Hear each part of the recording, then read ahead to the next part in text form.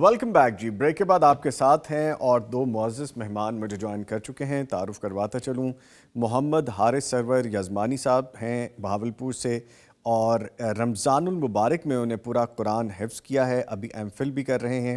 ان کو warmly welcome کریں گے. جی السلام علیکم. وعلیکم السلام ورحمۃ اللہ. کیسے ہیں جی آپ؟ خیریت سے ہیں؟ جی الحمدللہ ٹھیک ٹھاک. آپ سنائیں سب خیریت ہے؟ ماشاءاللہ الحمدللہ. اور ایک اور شخصیت جو قداور اپنا تعارف خود ہیں, اور ان کے لیے میں کیا بتاؤں, ہمارے پروگرام میں جب آتے ہیں تو بڑا اچھا لگتا ہے, ہم بہت سیکھتے ہیں ان سے. پروفیسر یحییٰ جلال پوری صاحب عالمدین ہیں, ان کو بھی ویلکم کریں گے. سر السلام علیکم. وعلیکم السلام ورحمۃ اللہ. خیریت سے ہیں سر آپ؟ الحمدللہ. محمد یحییٰ پورا نام ہے. محمد یحییٰ, ٹھیک ہے جی. آئندہ سے میں یہی کہوں گا انشاءاللہ, کیونکہ ماشاءاللہ میرے پاس جو ڈیٹیل آتی ہے میں اس کے مطابق مخاطب کر لیتا ہوں, لیکن نیکسٹ ٹائم کے لیے جی ہم انشاءاللہ یہ بھی ایڈ کریں گے. ٹھیک ہے, پروفیسر محمد یحییٰ جلال پوری صاحب. ٹھیک ہے سر, ہم نے ڈیفینیٹلی گفتگو کرنی ہے اور مجھے کچھ بات کرنی ہے محمد حارث سے بھی. تو آغاز میں جو ہمارا ٹاپک ہے آج کا, رمضان المبارک کے حوالے سے تیاری کیا ہے, کرنے کے کام کیا ہیں. اللہ رب العزت رمضان کو ہم سب کے لیے مبارک بنائے اور ہم سب کو خوب برکتیں, رحمتیں اور بخشش عطا فرمائے. رمضان المبارک کو قیمتی بنانے کے لیے ہم اس کو کیسے گزار سکتے ہیں, کرنے کے کام کیا ہو سکتے ہیں. ادب ہے, احتیاط ہے اور عاجزی ہے جس کو ہمیں اختیار کرنا ہوگا, اور اپنی نفسانی خواہشات, وہ جو جائز کام ہے اس سے ہمیں رکنا ہوگا, اور کچھ کام ہمیں اس میں بڑھانے بھی ہوں گے. نماز کے حوالے سے ہے, تلاوت کے حوالے سے ہے, صدقات کے حوالے سے ہے, جہاد کے حوالے سے ہے, اور آخرت کی فکر کے حوالے سے ہے.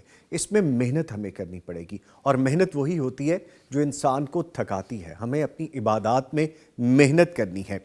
میں یہاں پہ آپ کو بتاتا چلوں کہ سیدنا ابو ہریرہ رضی اللہ تعالیٰ عنہ بیان فرماتے ہیں کہ نبی مکرم صلی اللہ علیہ وآلہ وسلم نے فرمایا, جب رمضان کی پہلی رات آتی ہے تو شیاطین اور سرکش جنوں کو جکڑ دیا جاتا ہے, جہنم کے دروازے بند کر دیے جاتے ہیں اور ان میں سے کوئی دروازہ کھلا نہیں رہتا, اور جنت کے دروازے کھول دیے جاتے ہیں, ان میں سے کوئی دروازہ بند نہیں رہتا. اور ایک اعلان کرنے والا اعلان کرتا ہے, منادی کرتا ہے کہ اے نیکی کے طلبگار آگے بڑھ, اور برائی کے طلبگار رک جا. اور اللہ تعالیٰ جہنم سے بعض لوگوں کو آزاد کرتا ہے. رمضان میں ہر رات اسی طرح ہے. مجھے آج جو بات کرنی ہے وہ اس پہ کرنی ہے کہ اے نیکی کے طلبگار آگے بڑھ. ہم نے نیکی کی طلب کرنی ہے, ہم نے آگے بڑھنا ہے, ہم نے کرنے کے کام کرنے ہیں, ہم نے کوشش کرنی ہے. اس پہ بات کریں گے. اس سے پہلے کہ میں پروفیسر صاحب کی جانب چلوں, پہلے میں چلتا ہوں محمد حارث صاحب کی جانب. اور ایک بات جو میں آپ سے جاننا چاہ رہا ہوں, بڑا چھوٹا ٹائم سپین, رمضان المبارک کے 30 دن اور اس میں قرآن حفظ کرنا, ماشاءاللہ بڑی سعادت ہے آپ کو. بہت شکریہ. سب سے پہلے تو آپ نے مجھے اس قابل سمجھا, اپنے پروگرام میں مدعو کیا. رہی بات رمضان مبارک کے مہینے میں قرآن مجید کو حفظ کرنے کی, یہ اللہ تبارک و تعالیٰ کی توفیق سے ممکن ہے سب کچھ, اور اللہ تبارک و تعالیٰ کا جتنا شکر ادا کیا جائے اتنا کم ہے. اس نے مجھے توفیق دی اور قرآن مجید میں نے حفظ کیا الحمدللہ. باقی والدین, اساتذہ اور دیگر احباب کی دعائیں ہیں جو بندے کو اس قابل سمجھتی ہیں, بناتی ہیں اس قابل. تو میں اس میں صرف یہی کہنا چاہوں گا, اس سے پہلے بھی میں نے یہی کہا تھا کہ اللہ کی رحمت کے بعد والدین اور اساتذہ کی دعائیں ہیں جو جنہوں نے اس قابل بنایا. ڈیفینیٹلی انسان کی لگن ہو, نیت ہو, اور ان سب کی آپ کے ساتھ محنت ہو, آپ کی محنت کے ساتھ وہ کامیابی ملتی ہے. جی ٹھیک ہے, تلاوت قرآن کریم کیجئے, پھر ہم آگے بڑھیں گے. جی. اعوذ باللہ من الشیطان الرجیم, بسم اللہ الرحمن الرحیم, الحمد للہ رب العالمین, الرحمن الرحیم, مالك يوم الدين إياك نعبد وإياك نستعين اهدنا الصراط المستقيم صراط الذين أنعمت عليهم غير المغضوب عليهم ولا الضالين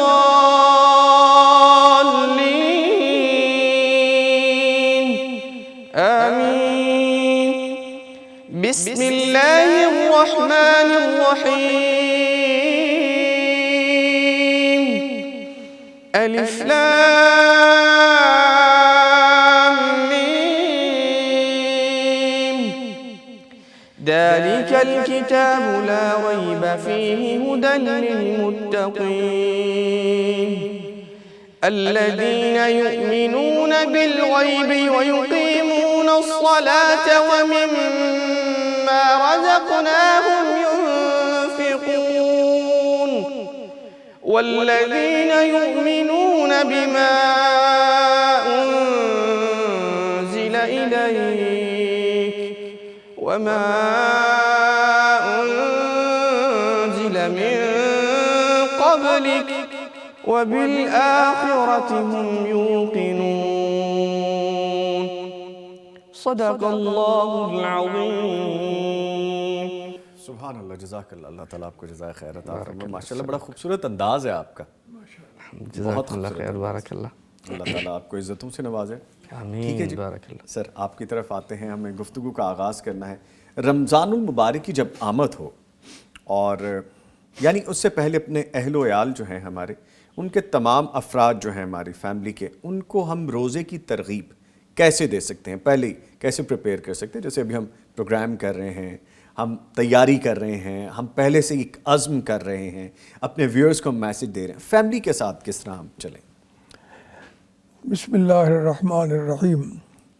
دیکھیے، بہت خوبصورت سوال ہے، اور یہ ہماری ذمہ داری ہے کہ اپنی فیملی کو تیار کریں ہم رمضان کے استقبال کے لیے، جی، بلکہ اور بھی جو لوگ ہمارے ساتھ متعلق ہیں ان کو بھی شامل کریں اس میں۔ اس کے لیے سب سے پہلی بات تو یہ ہے کہ یہ تصور ان کے ذہن میں واضح کرنا ہے کہ رمضان ایک خاص مہینہ ہے۔ آپ نے جو حدیث پڑھی ہے اس میں یہ بات تفصیل سے آ گئی ہے کہ رمضان جو ہے وہ اس کے آتے ہی شیاطین اور جنات کو بند کر دیا جاتا ہے تاکہ وہ لوگوں کو برائی کی طرف مائل نہ کر سکیں۔ جہنم کے دروازے بند کر دیے جاتے ہیں، اور یہ میسج ہوتا ہے یا باغی الخیر اقبل و یا باغی الشر اقصر۔ جہنم کے دروازے بند کر دیے جاتے ہیں اور جنت کے کھول دیے جاتے ہیں۔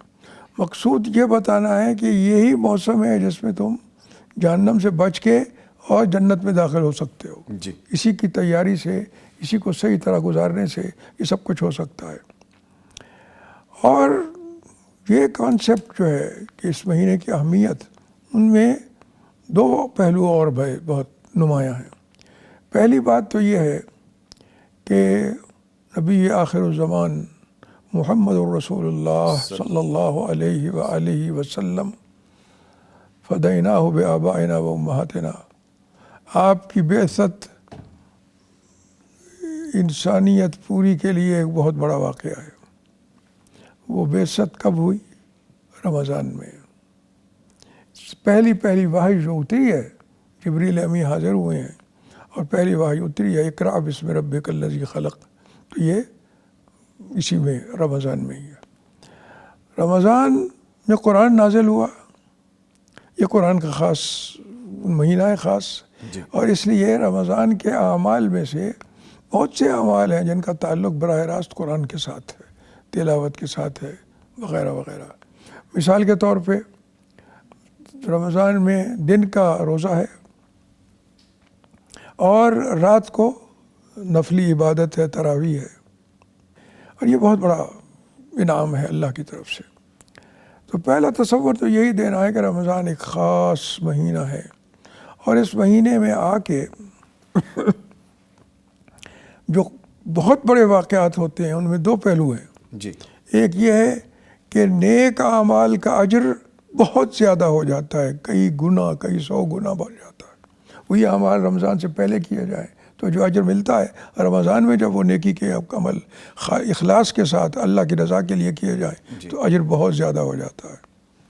اور دوسرا یہ ہے کہ رمضان میں جیسے آپ نے اشارہ کیا حدیث میں کہ اللہ تبارک و تعالیٰ اس پورے مہینے میں ہر رات کو کچھ لوگ جن کے گناہ ہوتے ہیں اور جن کے بارے میں بظاہر یہی ہوتا ہے کہ اگر میزان میں یہ سارے اعمال آ گئے تو پھر یہ جہنم میں چلے جائیں گے، تو ان کو جہنم سے آزاد فرماتا ہے۔ اللہ اکبر، اللہ۔ یہ ایک خاص الخاص مہینہ ہے۔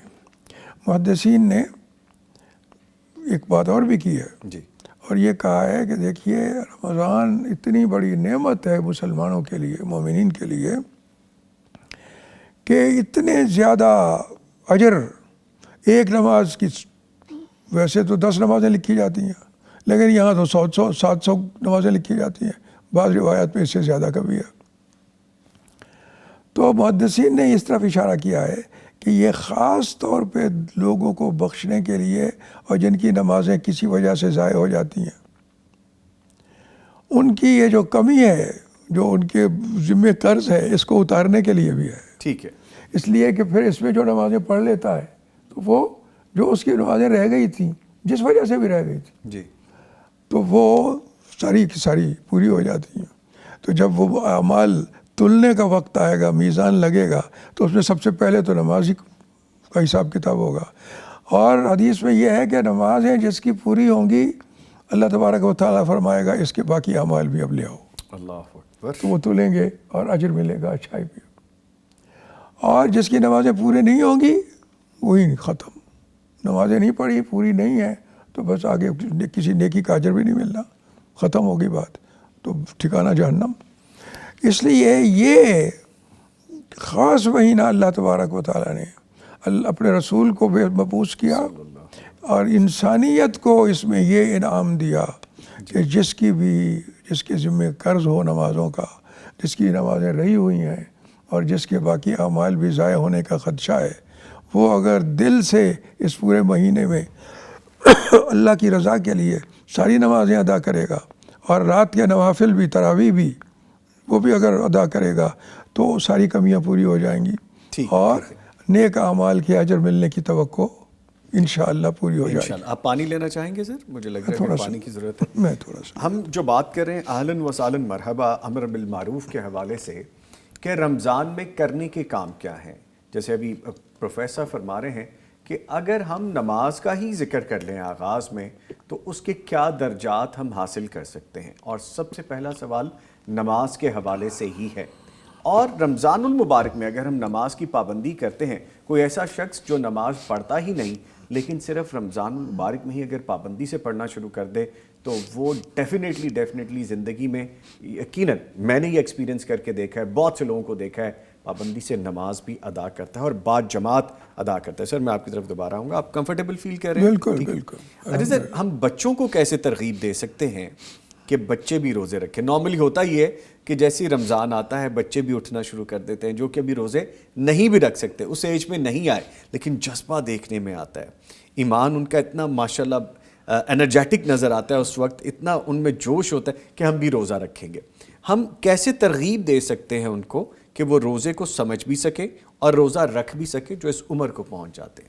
دیکھیے، جب رمضان کا تعارف کروائیں گے آپ جی اور اس کی برکتوں کا تعارف کروائیں گے جی تو سب سے بڑی عبادت جو ہے وہ تو روزہ ہی ہے۔ جی تو ہم بچوں کو یہ بتا سکتے ہیں کہ دیکھو، سب کچھ جو ہم ماں باپ کما کے بھی دے رہے ہیں تمہیں، وہ بنایا تو نہیں نا انہوں نے۔ آپ کو کھانا ملتا ہے، پھل ملتے ہیں، ہر طرح کے مختلف قسم کے کھانے ملتے ہیں، تو ماں باپ جو ہیں وہ اتنے اسی قابل ہی ہیں کہ وہ ارن کریں، کمائیں اور وہ خرید کے تو آپ کو دے دیں۔ وہ بنایا تو رب العالمین نے، بے شک، ایک ایک چیز جو کھانے کی ہے اسی نے بنائی ہے۔ جی تو ہم نے رمضان میں یہ اقرار کرنا ہے، صرف زبان سے نہیں عمل سے بھی، کہ اے اللہ تو ہی رزق دیتا ہے اور تیری رضا کے لیے ہی ہم یہ بھی کریں گے کہ جب پابندی لگائے گا کہ اب فلاں وقت سے لے کے فلاں وقت تک نہیں کھانا تو ہم نہیں کھائیں گے، اور عملاً اس کا ثبوت دیں گے اور وہ روزہ رکھیں گے۔ تو جو روزہ رکھتا ہے وہ زبان سے بھی اور عمل سے بھی یہ اقرار کرتا ہے اللہ کے سامنے، اور اللہ اس کو قبول فرماتا ہے کہ یہ رب العالمین ہی کو رب سمجھتے ہیں، اور اسی نے سب کچھ بنایا ہے، اور اسی کے حکم کے مطابق یہ اس رزق سے فائدہ اٹھاتے ہیں۔ ٹھیک ہے، ہم بچوں کو یہ بھی کیسے سمجھا سکتے ہیں کہ رمضان کی اپنی جو اہمیت اور فضیلت ہے، ہم کیا خود کچھ پریکٹیکل کر کے دکھائیں گے تو بچے سیکھ جائیں گے، یا ان کی تربیت کا اور بھی کوئی طریقہ ہے؟ دیکھیے، اصل میں تو تربیت کی بنیاد یہی ہے کہ آپ پریکٹیکل کر کے دکھائیں۔ اسی لیے تو رسول اللہ صلی اللہ علیہ وآلہ وسلم حضرت عائشہ کے بقول کہ رمضان تو پورا رکھتے تھے روزہ، اور رمضان کے علاوہ اگر کوئی مہینہ ایسا تھا جس میں بہت زیادہ روزے رکھتے تھے تو وہ شعبان تھا۔ جی، تو وہ پریکٹیکل توجہ تو وہیں سے شروع ہو گئی، آپ نے ان کی تیاری شروع کروا دی، آپ بھی صبح اٹھے، اور بچے بھی اللہ تبارک و تعالیٰ خصوصی کرم فرماتا ہے چھوٹے بچوں پہ بھی، وہ جب آپ اٹھتے ہیں روزے کے لیے تو وہ بھی اٹھ جاتے ہیں، اللہ ان کے دل میں ڈال دیتا ہے، یہ اسی کا کرم ہے۔ اور وہ حالانکہ سارا دن کھانے پینے کے بغیر رہنا ہوتا ہے، اس کے باوجود بچوں کا شوق دیکھا جائے تو اللہ کا شکر ادا کرنا پڑتا ہے کہ اللہ نے ان کے دل میں یہ بات ڈالی کہ وہ بڑے شوق سے روزے رکھتے ہیں، ٹھیک ہے، سحری بھی کرتے ہیں، اور اس کے بعد انتظار کرتے ہیں، اور پھر والدین کے ساتھ ہی وہ افطار بھی کرتے ہیں۔ ٹھیک ہے، ایز اے پیرنٹ، یا اگر ہم انڈیویجول کی بات کریں، اگر والد یا والدہ بھی نہیں بنے، بغیر شادی شدہ، یعنی اس طرح کے معاملات بھی ہیں کہ ابھی کنوارے ہیں، لیکن گھر میں ہر طرح کے فرد ہوتے ہیں، بچے، بوڑھے، جوان، شادی شدہ، گھر میں ہم رمضان میں خاص طور پہ روحانی ماحول کیسے پیدا کر سکتے ہیں، کیسے پروان چڑھا سکتے ہیں کہ ماحول بھی ایسا ہی رہے؟ کیونکہ سوشل میڈیا کا دور ہے، گیجٹس کا دور ہے، میرے پاس انٹرنیٹ ہے، تو ہم اس کا دوسرا استعمال کرتے رہتے ہیں، تو ہم گھر میں کیسے ایٹماسفیئر کیسے بنا سکتے ہیں؟ دیکھیے، ایٹماسفیئر بنانے کا طریقہ اصل یہی ہے کہ آپ سب سے پہلے تو خود آپ کو پتہ ہو رمضان کی برکات کا، جی، اور رمضان کی خصوصیات کا، اور اس کا تذکرہ ہوتا رہے سب کے سامنے، بچوں کے سامنے بھی اور بڑوں کے سامنے بھی۔ اور ظاہر ہے کہ دنیا کے اور سارے موضوعات اب جی، ان کی کوئی اہمیت باقی نہیں ہے، اب دین کی اور قرآن کی اور اللہ پر ایمان کی اور رسول اللہ صلی اللہ علیہ وآلہ وسلم پر ایمان کی اور قرآن پر ایمان کی، اور سب سے بڑھ کے اللہ سے اور اس کے رسول سے محبت کی، یہ ساری چیزوں، یہ موسم ہی یہی ہے۔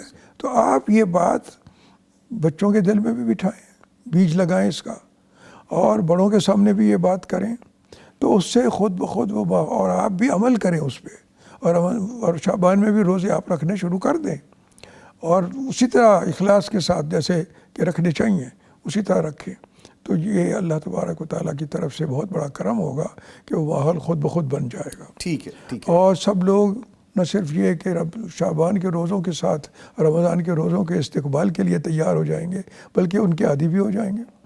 اور میں آپ کو ایک بات اور بتاتا ہوں کہ بہت سارے روزے دار ہیں جو ادروائز تو عام لوگ ہیں، گناہ گار طرح کے ہم جیسے، اللہ، وہ یہ کہتے ہیں کہ جب ہم روزہ رکھ لیتے ہیں تو سچی بات ہے کہ سارا دن ہم بغیر کھائے پیے رہتے ہیں اللہ کے حکم کی پابندی کی وجہ سے، اور حقیقت یہی ہے کہ نہ کوئی بے چینی ہوتی ہے، نہ کوئی اضطراب ہوتا ہے، نہ کوئی اذیت اور تکلیف محسوس ہوتی ہے، بلکہ بھوک اور پیاس کی تکلیف بھی ہم بھلا جاتے ہیں۔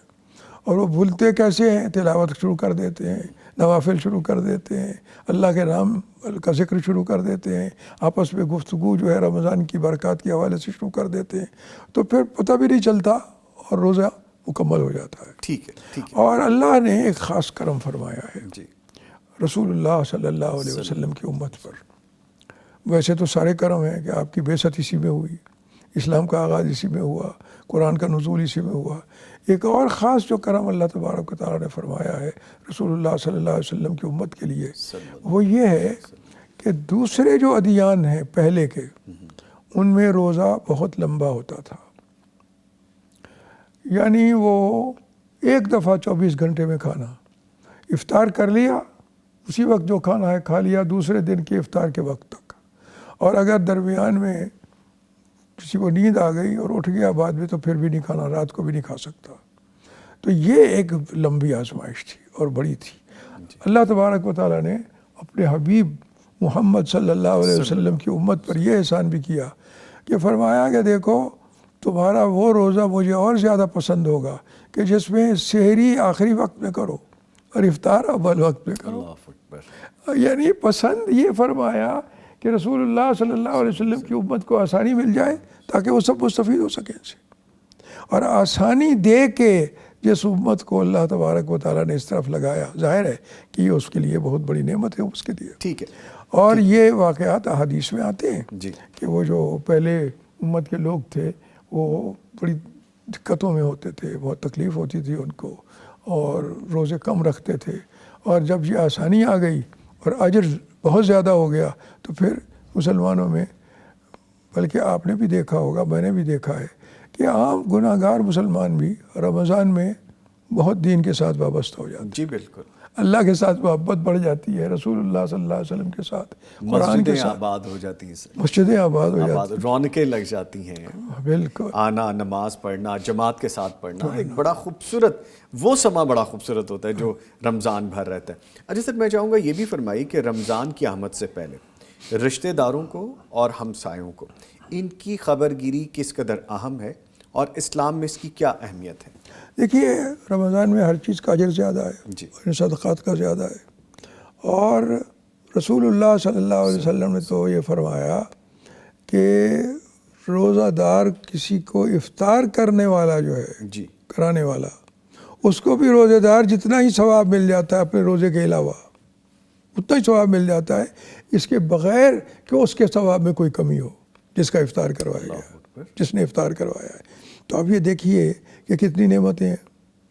اس میں یہ خاص تعلیم دی گئی کہ افطار کرواؤ لوگوں کے، اور لوگوں کے کام آؤ، ضرورت مندوں کے کام آؤ. اور یہ بھی کہ جو صدقات رمضان میں ہوں گے ان کا کئی 100 گنا اجر زیادہ ہوگا. تو ظاہر ہے کہ اس میں پھر لوگوں کا رجحان بڑھ جاتا ہے کہ یتیموں کی خبر گیری کریں یا مساکین کے کام آئیں، ان کے لیے سہولتیں مہیا کریں وغیرہ وغیرہ. رسول اللہ صلی اللہ علیہ وسلم کے بارے میں حضرت عائشہ فرماتی ہیں، اور صحابہ نے بھی یہ روایت کی ہے بڑی خوبصورت، کہ ویسے تو مخلوق میں اللہ کے رسول صلی اللہ علیہ وآلہ وسلم جیسا سخی کوئی نہیں تھا. اپنی ضرورتوں سے بھی زیادہ دوسرے ضرورت مندوں کی ضرورت کو اہمیت دیتے تھے. لیکن فرمایا کہ جب رمضان آتا تھا تو پھر آپ کے ہاتھ کی سخاوت جو تھی اس کا کوئی کنار ہی نہیں ہوتا تھا، حد ہی نہیں ہوتی تھی. اتنا زیادہ سخی ہو جاتے تھے، اتنا زیادہ لوگوں کے کام آتے تھے کہ انسان کے بس میں نہیں ہے کسی اور کے، جو آپ کرتے تھے اور جس کی پیروی پھر صحابہ کرتے تھے اور مومنین کرتے تھے. ٹھیک. تو یہ خاص نعمتیں ہیں. دیکھیے رعایتیں دیں، روزوں کو آسان کیا، اجر بڑھایا، شیاطین کو بند کر دیا، جہنم کے دروازے بند کر دیے. یہ کتنی نعمتیں ہیں جو اللہ نے اس لیے دی ہیں کہ میرے رسول صلی اللہ علیہ وسلم کی امت جو ہے وہ رمضان سے پورا فائدہ اٹھا سکے. اچھا سر، جو اس سیزن میں جو آج کل کے دن چل رہے ہیں رمضان المبارک سے چند دن پہلے کے، یہ بھی دیکھا جاتا ہے کہ ضرورت مندوں کو راشن دیا جاتا ہے، پڑوس میں پوچھا جاتا ہے. ایسے رشتہ دار جو حیثیت میں تھوڑے کم ہیں دنیاوی طور پہ، ان کو فوری طور پہ راشن پہنچایا جاتا ہے. یہ جو پروسیس ہے یہ کتنی دیر پہلے کر لینا چاہیے، یا روٹین میں ہوتے رہنا چاہیے، یا رمضان سے پہلے کا یہ پروسیس ہمارا طرز زندگی ہونا چاہیے؟ دیکھیے بہت سیدھی بات یہ ہے کہ رمضان تربیت کا مہینہ ہے. ہر چیز کی تربیت ہے اس میں، نمازوں کی بھی ہے، نیکیوں کی بھی ہے، کھانے پینے میں بھی تربیت ہے، درمیانی رکھ کے آپ بے تحاشا نہ کھائیں وغیرہ وغیرہ. سونے کے حوالے سے بھی ہے کہ جاگنا بھی ہے رات کو اور اللہ کی عبادت بھی کرنی ہے. تو مہینہ ہی تربیت کا ہے. اس لیے رمضان میں جو تربیت ہو انسان کی وہی ساری زندگی چلنی چاہیے. ہمارا طرز زندگی ساری زندگی کے لیے وہی ہونا چاہیے. اصل میں رمضان مبارک جو میں سمجھ پاتا ہوں ہمیں ٹریننگ دینے کے لیے آتا ہے. جو چیزیں ہمیں زندگی بھر کرنے کی ہیں، جو ہمیں سال بھر کرنے کی ہیں، وہ ہم دوبارہ سے ریوائیو کریں. جو کہیں ہم بھول جاتے ہیں کہ یہ بھی ہمارے کرنے کے کام ہے، ہم دوبارہ لوٹتے ہیں اس طرف. اور پھر جب ہم کر گزرتے ہیں نا تو پھر وہ حوصلہ بڑھ جاتا ہے کہ یار کوئی کچھ نہیں ہوتا، دوسروں پہ خرچ کر دو، اپنی بھوک کو برداشت کر لو، دوسروں پہ خرچ کر دو، کچھ نہیں ہوتا اس سے، بلکہ مزہ آتا ہے. تو اس سے تربیت بھی خوبصورت ہو جاتی ہے. ٹھیک ہے. وقت تو میرے پاس ہمیشہ کم رہتا ہے پروگرام میں، آپ کو پتہ ہے، ورنہ جیسی گفتگو چل رہی تھی میں لگتا تھا ابھی کافی دیر ہم مزید آگے بھی جا سکتے ہیں، لیکن اشفاق صاحب نے وہ سرگوشی کر دی ہے میرے کام میں. اور اشفاق صاحب آپ کو پتہ ہے جی ہمارے پروڈیوسر ہیں، ہماری اسٹرنگز ہلاتے رہتے، کہتے ہیں جی بریک کا ٹائم آ گیا. اس کے ساتھ ہی میں بہت شکریہ ادا کروں گا محمد حارث سرور یزمانی صاحب، آپ تشریف لائے، آپ کے آنے کا بہت شکریہ جی. اور ان کے ساتھ موجود رہے پروفیسر محمد یحییٰ جلال پوری صاحب. سر آپ کے بھی آنے کا بہت شکریہ. اللہ آپ کو شکر، اللہ آپ کو بہت بدلہ دے اس کا. حقیقت یہ میرے لیے سعادت ہے کہ یہ اتنا خوبصورت پروگرام جس نے دور دور تک پہنچ جانا ہے، پاکستان سے باہر بھی بہت لوگ اس کے پیغام ٹی وی کے دیکھنے والے ہیں، جب پہنچ جانا ہے تو اللہ کا پیغام ہم سب جگہ پہنچانے کا. سبحان اللہ. اللہ اس کو قبول فرما لے اور اس سے ہماری قسمت سنور جائے. آمین. جزاک اللہ خیر. لے جی پروگرام تو ابھی جاری ہے، لیکن مجھے یہاں پہ ایک چھوٹا سا بریک لینا. بریک کے بعد دوبارہ حاضر ہوں گے، ہمارے ساتھ رہیے.